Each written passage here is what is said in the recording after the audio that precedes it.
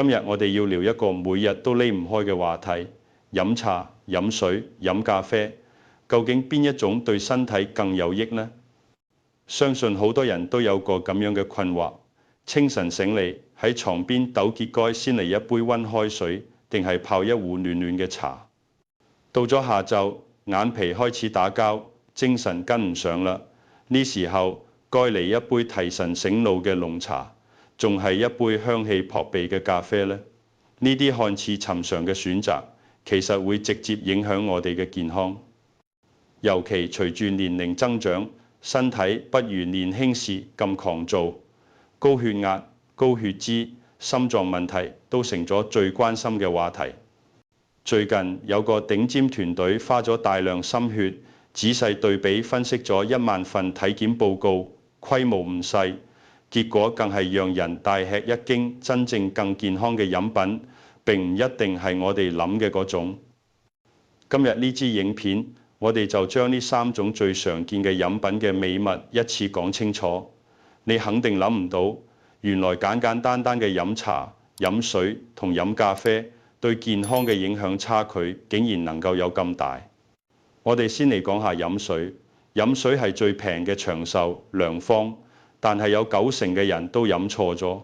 常聽人話水係生命之源，一啲不假，可你知道嗎？水唔單止係生命嘅基礎，更係老百姓最容易得到，亦最有效嘅長壽法寶。可惜就咁個寶貝，身邊卻有高達90%嘅人飲水方式不當，結果不單冇飲出健康，反而俾身體添咗毒。咁白開水到底神奇喺邊度？點解咁多人會飲錯？點樣飲先至能夠俾佢嘅健康效益發揮到位？要話飲水嘅好處，咁可真係太多啦。首先，水係身體裏邊最高效嘅天然排毒劑。每日只要飲夠1.5升，唔單止能夠保障各器官正常運轉，仲能夠大幅降低腎結石風險。有啲朋友練上長班，堅持補水，甚至能夠斑點變淡，上睇，唔花錢就能夠有接近美容院嘅效果。係咪好神奇？水仲有一個至關重要嘅作用，就係稀釋血液。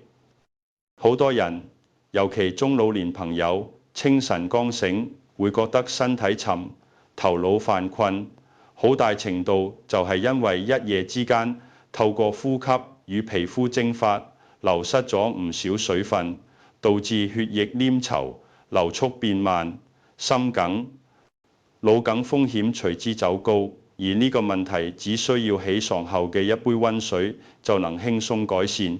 呢杯水落肚能迅速稀釋血液，俾佢重新歡快地流動，心梗風險自然下降。你不妨試試睇，堅持幾日，早起嗰種清爽感會完全唔一樣。水點解咁神？原理其實好簡單。水喺身體裏邊唔只係填充空隙，佢更似清道夫，代謝產生嘅廢物、毒素，仲有好似李伯伯擔心嘅尿酸結晶，都需要水當搬運工把佢哋帶走，經由尿液排出體外。水能沖刷泌尿系統，減少代謝廢物累積，身體自然覺得清爽乾淨。不過飲水亦都有講究，方法唔啱，譬如口渴咗就咕嚕嚕嚕猛灌，反而會出事。一口氣飲太多太快，會迅速稀釋血液裡面嘅電解質，導致失衡，出現頭暈、鬱失、嘔吐等不適。呢個就係偶爾聽講嘅水中毒。咁啊，點樣飲先至最健康最有效？記住呢幾個小訣竅。第一，小口慢飲。飲水最忌口渴先至狂灌，正確做法係每次100-150毫升，大約只杯半杯，慢慢飲，俾身體尤其係腎臟足夠時間吸收與處理，效果最佳。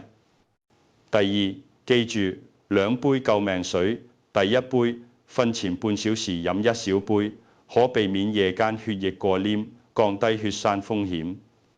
第二杯，早晨起床刷牙後飲1杯，尤其推薦溫水，唔單止能緩解便秘，仲似鬧鐘一樣徹底喚醒一夜沉睡嘅新陳代謝。第三，水溫合宜。對中老年朋友而言，約40°C嘅溫水最養胃，亦都最舒適。太涼易刺激腸胃，消化不佳者可能不適。冰水甚至可能引起腸痙攣。所以從水溫咁樣嘅小細節開始呵護身體。總結一下飲水小秘訣：每日至少1500-1700毫升。晨起一杯溫水係健康啟動器，全日小口慢飲，避免猛灌。只要堅持，你會發現身體狀態逐步改善，精神與活力明顯提升。長壽秘訣往往就藏喺最簡單嘅飲水習慣裏面。跟住睇睇飲茶。講起飲茶養生，相信大家都唔陌生。茶作為老祖宗傳承千年嘅寶貝，可謂健康界當之無愧嘅千年網紅。從清晨第一縷陽光到傍晚最後一抹餘暉，一杯清茶陪伴咗無數人嘅生活。佢不僅能提神，仲被認為能帶嚟一系列健康益處。但你知道咩？咁古老嘅飲品，如果飲錯咗，不但唔能夠養生，反而傷身。先睇茶嘅功效，主要有3點。功效1：三高嘅克星。有研究顯示，每日堅持3杯茶者，心血管出問題嘅風險，男性下降42%，女性亦都下降18%。背後嘅功臣係茶葉中嘅茶多酚，佢唔單止有助穩定血糖、血脂，仲好似管道清潔工一樣，減少血管堵塞風險，對降尿酸亦都有幫助。功效2：腸胃嘅幫手。老一輩食完大魚大肉，愛飲杯茶，解膩，唔係空穴來風。茶鹼可抑制腸道壞菌，促進消化，常飲能緩解消化不良、胃脹氣等不適。功效3：抗老防癌嘅高手。大家熟悉嘅抗氧化就係延緩衰老嘅關鍵。一杯茶嘅抗氧化效應，據話相當於1樽半紅酒。茶多酚能夠高效清除體內自由基，呢啲讓細胞老化、身體生鏽嘅壞東西，其清除能力係維生素 E 嘅好幾倍。因此，規律飲茶唔單止俾我哋老得慢一啲，亦都喺一定程度上有助於預防癌症。分享一個真實案例：浙江有位張阿姨，今年80歲高齡，從40歲起就養成每日1壺龍井嘅習慣。前不久去體檢，陳先生驚訝咁發現，佢嘅血管彈性比唔少50-60歲嘅人仲好，甚至誇佢血流如年輕人咁順暢。呢個就係茶嘅力量。佢唔只係飲品，更加係能夠慢慢改變身體狀態嘅保養品。原理在於，兒茶素能有效減少脂肪喺血管壁嘅沉積，而另一種稱作茶氨酸嘅成分則有助舒緩神經，讓人保持鎮定與清晰。當然，凡事有兩面，如果你偏愛又濃又燙，尤其空腹飲用，咁茶裏邊嘅咖啡因與茶鹼可能變臉，刺激胃酸分泌，影響睡眠，甚至引發心悸、焦慮等不適。因此，飲茶注意事項務必記牢：黃金時間飯後1小時，此時既助消化，又唔會因空腹刺激胃部。避開3種奪命茶：1. 酒後嘅濃茶； 2. 久泡嘅茶，不但苦澀，仲會增加有害物質，對腎臟係負擔。 3. 過燙嘅茶，食道黏膜脆弱，超過65°C嘅熱飲易燙傷，長期反覆損害會提高食道癌風險。以及變質發毛嘅茶，更係堅決唔能夠飲，內含黃麴、毛素等毒素，屬強致癌物。建議飲法：每日1到2杯淡茶，尤其綠茶與烏龍，佢哋喺抗氧化、降血脂方面表現突出。記住，飲茶為咗養生，唔係為咗牛飲。飲對茶，選對時間，先至能夠讓呢片神奇葉子發揮最大效用。再嚟談咖啡，提到咖啡，好多中老年朋友可能會擺手，覺得嗰係年輕人嘅嘢。我哋亦都常聽講咖啡傷心臟，會導致鈣流失，好似係健康殺手。事實真如此嗎？今日就替咖啡平反，揭開佢對健康嘅真相。咖啡嘅益處遠比多數人想象得多。好處一，大腦嘅充電寶。知名神經學期刊嘅一項研究指出，每日一杯咖啡，罹患帕金森病嘅風險可下降約25%。咖啡因能夠溫和刺激中樞神經，唔單止讓頭腦清醒、注意力集中，亦都增強大腦嘅抗老化能力。好處二，代謝嘅加速器。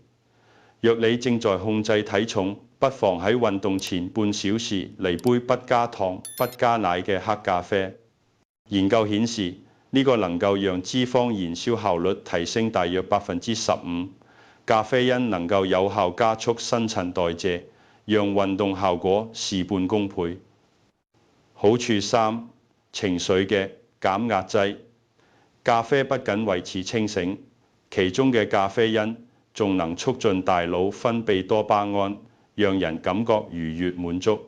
對退休後容易覺得孤單、情緒低落嘅朋友而言，一杯咖啡有助對抗老年抑鬱，讓每日更有陽光與動力。咖啡之所以有呢啲效果，主要來源於一類稱作綠原酸嘅天然抗氧化物，能減少脂肪堆積，守護心血管。當然，咖啡亦都唔係完美。若果飲得過量，其中嘅咖啡因會同體內嘅鈣、維生素 B1 搶位置，導致呢啲營養素流失，可能出現手抖、失眠等不適。所以關鍵喺適量。建議每日咖啡因攝取唔超過300毫克，大約2杯中杯美式。若有心臟方面問題，最好減半，或先諮詢專業人士。飲咖啡時候可以加啲肉桂粉，有助穩定血糖，或者加入少量純牛奶，既補鈣，口感亦更順滑。千排唔好配高糖點心，糖帶嚟嘅短暫能量爆發，好快就過去，反增負擔。記住兩個絕對：夜晚6點之後絕對冇飲。咖啡因代謝需時，晚飲嚴重影響睡眠。正在服用降壓藥嘅朋友，絕對別飲，可能干擾部分藥效，存在風險。總而言之，只要適量且方式正確，咖啡不但唔係健康殺手，仲能夠成為提升腦功能、促進代謝、維持好心情嘅提神利器。講咗咁多水、茶、咖啡嘅優缺點，而家揭曉最終答案。嗰1萬份體檢報告到底話俾我哋啲乜？從綜合健康評分嚟睇，飲茶人群整體表現最好，稍微領先只係飲水嘅人群，而飲咖啡嘅人群則略落後。不過別急住把家裏邊嘅咖啡全頂咗，專家亦都話，三者之間差距其實非常少，僅約5%。從腸胃健康嚟睇，飲茶者當之無愧係冠軍。飲咖啡嘅人群中，約有12%表示常有胃酸過多、胃部不適。從心血管指標嚟睇，愛飲白水嘅人血壓更穩定，而飲咖啡嘅人低密度膽固醇，俗稱壞膽固醇，可能略高一啲。綜合對比，如果一定要評一個全能冠軍，飲茶確實係三者中較優嘅選擇。然而，飲水喺穩壓與促進代謝方面嘅優勢同樣不容忽視，而咖啡只要控制好量與時間，帶嚟嘅益處亦都好實在。最終結論係冇絕對最好嘅飲品，只有最適合你嘅搭配與飲法。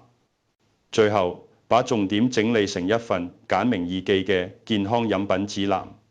1. 每日飲夠1.5升白水，呢個係健康嘅地基。不論你偏好茶或者咖啡，白開水一定要飲足。2.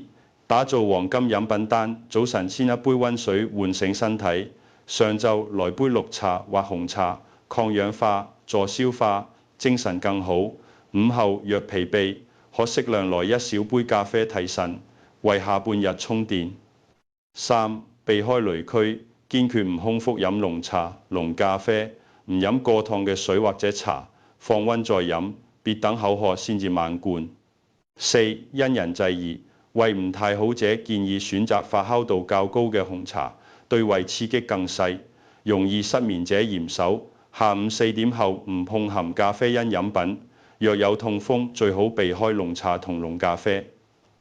多飲白水。正在服藥，尤其降壓、心臟相關藥物者，飲茶或咖啡前務必先諮詢專業人士，避免影響藥效。朋友們，關於飲水、飲茶、飲咖啡嘅健康秘密，今日就傾到呢度。你揾到最適合自己個杯啦咩？你係堅定嘅茶派、水派定係咖啡派？有乜嘢獨家嘅飲品小秘訣？歡迎喺下方留言區分享你嘅諗法與經驗，俾我哋一齊交流、一齊學習、一齊更健康。如果覺得今日嘅內容對你有幫助，唔好忘啲點個讚，並分享俾身邊仲喺度糾結飲乜嘢嘅朋友。我哋一齊揾到最合適嘅健康飲品，活出更精彩、更有活力嘅晚年生活。下支影片見。